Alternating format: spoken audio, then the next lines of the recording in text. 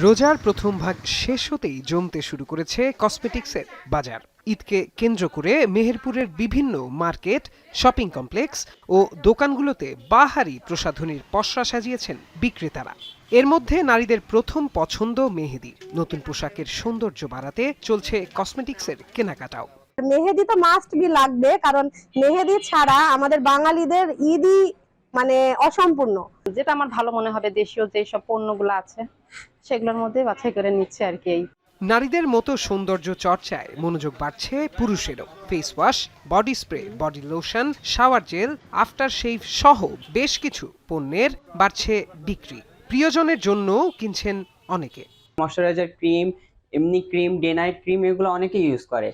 আর maximum ছেলেরা use করে আপনার লোশন, গা হাত পায়ের জন্য। এগুলোই বেশিরভাগ ছেলেদের জন্য চাহিদা। বিদেশি প্রোডাক্টগুলোর উপরে সরকারের বিভিন্ন প্রকার ভ্যাট কর, এই জন্য অত্যাধিক দামের জন্য এবার আমাদের দেশীয় প্রোডাক্টের উপর এবার আমরা চাহিদা বেশি দেখছি। এবারে ঈদে ইনশাল্লাহ 5 লাখ টাকা বিক্রি টার্গেট আছে। ঈদকে সামনে রেখে আমাদের প্রধান যে জিনিসটা সেটা হচ্ছে লিপস্টিক, যেটা মেয়েদের একটা সফট কর্নার, মেকআপ, এগুলোই আমরা মূলত আমাদের মেন টার্গেট। মমতাজের বড় কোণ এবং মিশরি কোণ, করাচি কোণ, রেড গোল্ড এবং গোল্ড মেহেদি, এগুলা ভালো চাহিদা আছে।